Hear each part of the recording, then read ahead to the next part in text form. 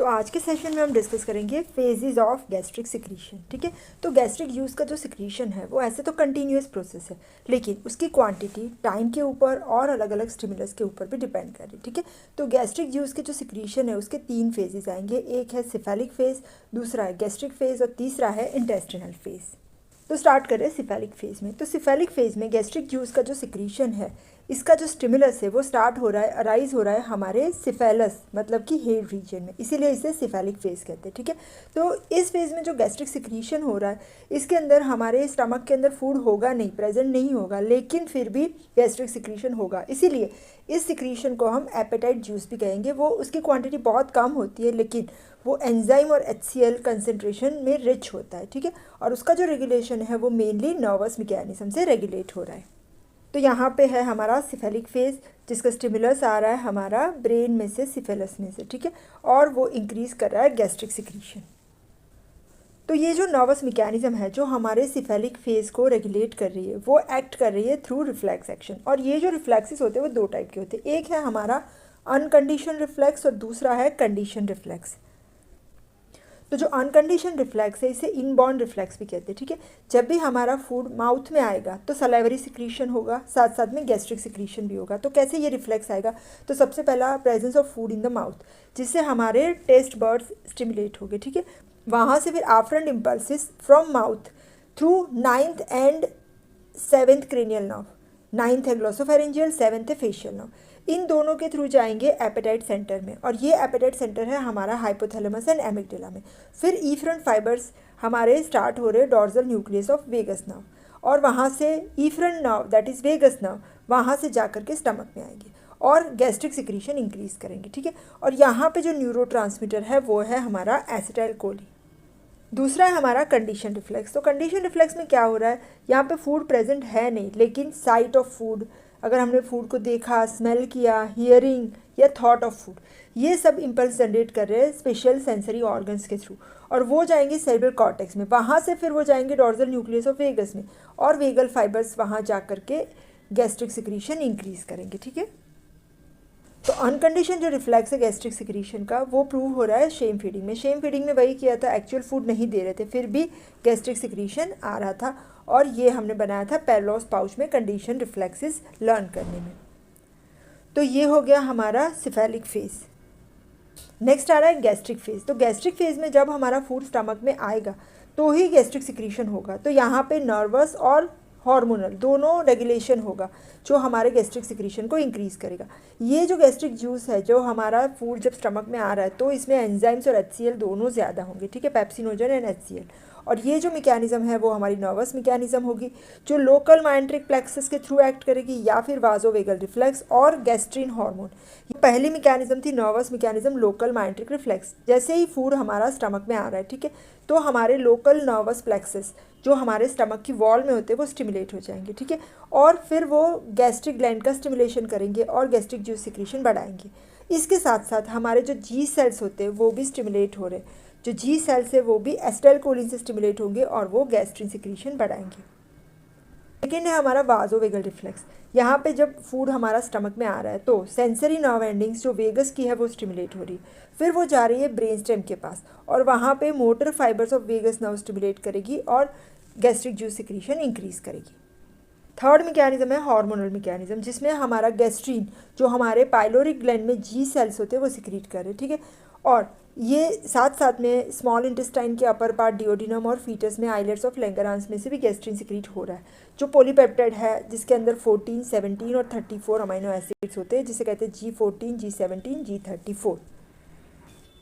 ये हमारा जो गैस्ट्रीन रिलीज हो रहा है वो लोकल नर्वस रिफ्लेक्स या वाजोवेगल रिफ्लेक्स के थ्रू हो रहा है। ठीक है, और इसका काम क्या है, ये स्टिमुलेट करेगा pepsinogen and HCl secretion through gastric glands. तो यहाँ पे हमने डिस्कस किया gastric phase, local myenteric reflex, साथ साथ में vasovagal reflex and action of the hormone gastrin. Third phase आ रहा है हमारा इंटेस्टाइनल फेज। जब हमारा काइम इंटेस्टाइन में आएगा, ठीक है ना, तो शुरू में गैस्ट्रिक सिक्रीशन इंक्रीज हो रहा है, उसके बाद वो स्टॉप हो जाएगा क्योंकि अभी फूड हमारा इंटेस्टाइन में है। ठीक है, और उसका रेगुलेशन हो रहा है हमारा नर्वस एंड हार्मोनल रेगुलेशन से। जैसे गैस्ट्रिन रिलीज होगा इंटेस्टिनल म्यूकोसा में, और वहाँ से वो ट्रांसपोर्ट होगा स्टमक में थ्रू ब्लड, और वो गैस्ट्रिक सिक्रीशन बढ़ाएगा। तो इनिशियली जो गैस्ट्रिक सिक्रीशन बढ़ रहा है वो कैसे बढ़ेगा, बिकॉज जो हमारा काइम इंटेस्टाइन में आ रहा है वो गैस्ट्रिन सिक्रीशन को बढ़ा रहा है और उससे गैस्ट्रिक सिक्रीशन बढ़ेगा।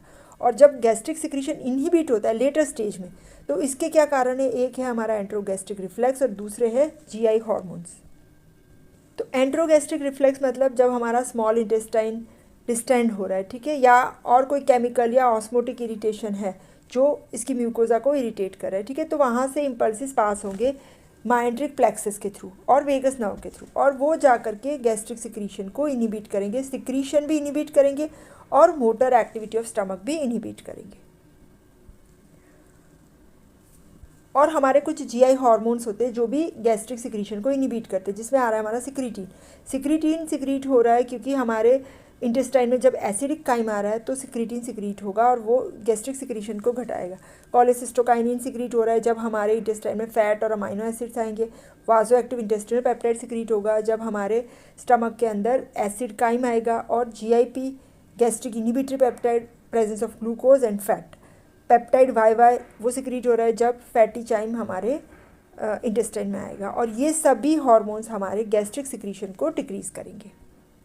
3 फेजेस हमने डिस्कस किए, cephalic phase, gastric phase, intestinal phase.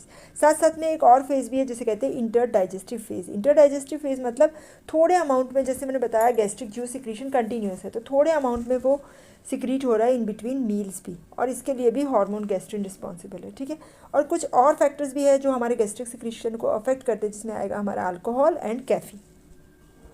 तो ये हो गए हमारे 3 फेजेस ऑफ गैस्ट्रिक सिक्रीशन। तो नेक्स्ट हम डिस्कस करेंगे एनालिसिस ऑफ गैस्ट्रिक जूस। तो सबसे पहले एनालिसिस करने के लिए हम गैस्ट्रिक जूस को कलेक्ट करते हैं। तो गैस्ट्रिक जूस को कलेक्ट करने के लिए जो ट्यूब यूज़ करें उसका नाम है राइल्स ट्यूब। ये राइल्स ट्यूब पेशेंट के आइदर नोज़ में से या माउथ में से पास करते हैं, फिर ईसोफेगस से लेके वो स्टमक तक लेके जा रहे हैं।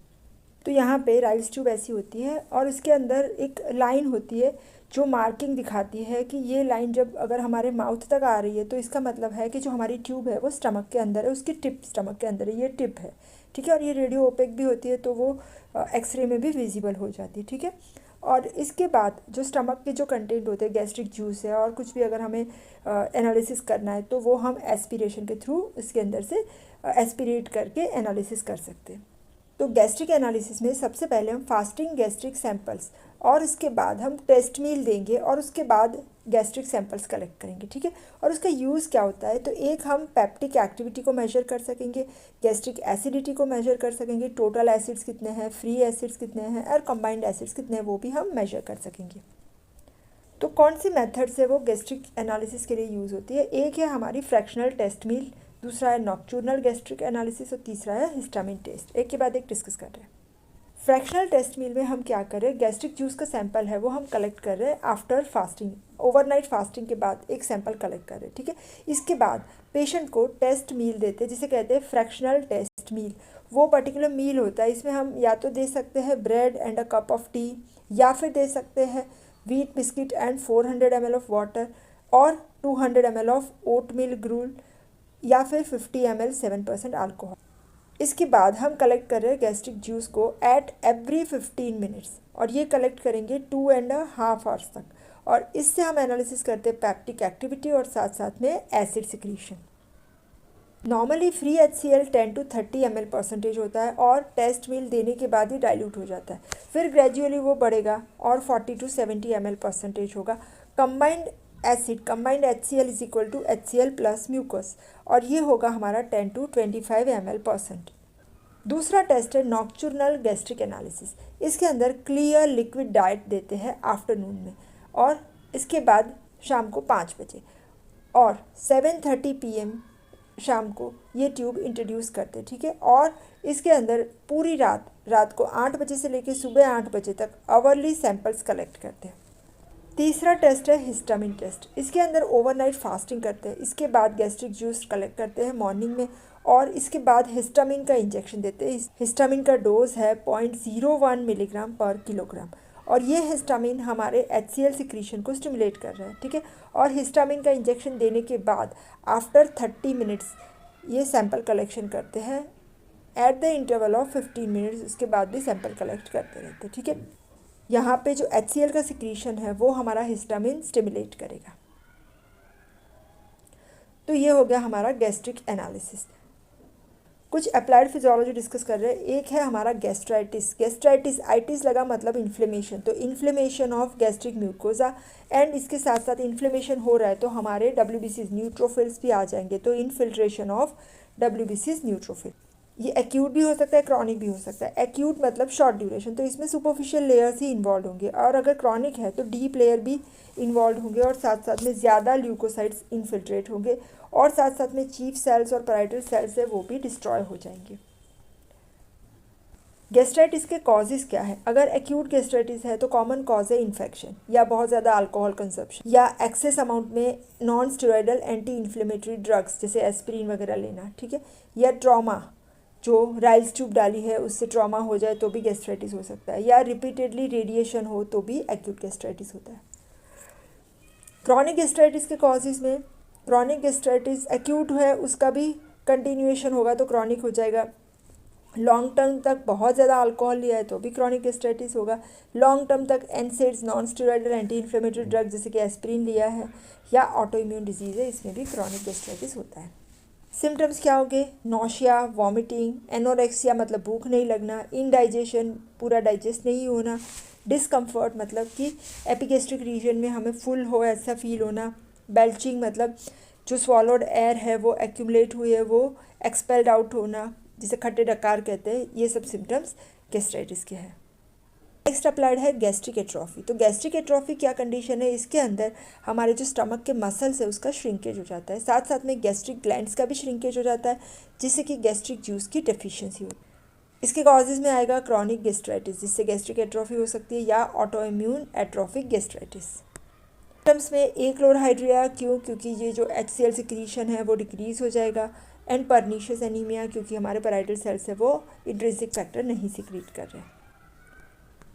नेक्स्ट पैथोलॉजी है पेप्टिक अल्सर। तो पेप्टिक अल्सर में क्या होता है कि जो स्टमक की या इंटेस्टाइन की सरफेस है वो इरोड हो जाती है due to sloughing of the inflamed necrotic tissue, जो हमारे ऑर्गन को लाइन करती है, ठीक है। तो अंदर की जो लाइनिंग टिश्यू है उसका इन्फ्लेमेशन, नेक्रोसिस और अल्टीमेटली स्लफिंग होके इरोड होके वो बाहर आ जाएगी। ये पेप्टिक अल्सर अगर स्टमक में है तो इसे गैस्ट्रिक अल्सर कहते हैं, और डिओडिनम में है तो इसे डिओडिनल अल्सर भी कहते हैं। पेप्टिक अल्सर के कॉजेज़, एक तो पेप्सिन सिक्रीशन बहुत ज़्यादा बढ़ गया हो जो म्यूकोजा को इरोड कर देगा। दूसरा, एसिड सिक्रीशन बहुत बढ़ गया है। तीसरा, अल्कलिनिटी कम हो गई है, मतलब एसिड के सामने जो अल्कलाइन या म्यूकस बनना चाहिए वो डिक्रीज़ हो गया है। चौथा, फिजिकल और इमोशनल स्ट्रेस है, स्ट्रेस की वजह से भी वो म्यूकस सिक्रीशन डिक्रीज़ हो रहा है। डिक्रीज म्यूसिन भी वन ऑफ द कॉज है, गैस्ट्रिक जूस में म्यूसिन ही कम हो गया हो, या long term use of non steroidal anti inflammatory drugs, या क्रॉनिक इन्फ्लेमेशन। तो इन सब केसेस में पेप्टिक अल्सर होने के चांसेस बढ़ जाते हैं। सिम्टम्स में अगर अल्सर है तो सिवियर बर्निंग पेन होगा एपिगैस्ट्रिक रीजन में, और गैस्ट्रिक अल्सर है तो पेन होगा जब हम कुछ खाएंगे या कुछ पिएंगे तब, और अगर डिओडिनल अल्सर है तो खाने के 2-3 घंटे के बाद जब फूड हमारा डिओडिनम में जाएगा तब पेन होगा। इसके साथ साथ में नौशिया, वॉमिटिंग, कई बार वॉमिटिंग में ब्लड आना जिसे कहते हैं हीमेटेमेसिस, साथ साथ में हार्ट बर्न जैसे चेस्ट में बर्निंग पेन होना, क्योंकि एसिड जो है वो रीगर्जिटेट होकर के हमारी ईसोफेगस की म्यूकोसा को भी बर्न कराएगा, तो इसकी वजह से हार्ट बर्न जैसी सिचुएशन। फिर anorexia, that is loss of appetite and weight loss. Next pathology है ज़ोलिंजर एलिसन सिंड्रोम। यहाँ पे HCl सिक्रीशन बहुत बढ़ जाता है, ठीक है। उसका कॉज है कि अगर सपोज़ कोई पैंक्रियाटिक ट्यूमर है जो बहुत ज़्यादा अमाउंट में गैस्ट्रीन बनाता है, और ये गैस्ट्रीन जा करके हमारे पैराइटल सेल्स को स्टिमुलेट करता है, और पैराइटल सेल्स में से HCl सिक्रीशन बढ़ाता है। यहाँ पे जैसे दिखाया है कि ये ज़ोलिंजर एलिसन ट्यूमर जो है वो पैंक्रिया में होता है, जो गैस्ट्रीन सिक्रीट कर रहा है वो जा करके एसिड सिक्रीशन बढ़ाएगा। इसमें एब्डोमिनल पेन होगा, डायरिया, ईटिंग में difficulty and haematemesis means vomiting of blood. तो ये सब सिम्टम्स हो गए ज़ोलिंजर एलिसन ट्यूमर के। तो यहाँ पे हमारा applied physiology of stomach complete हो रहा है। Thank you.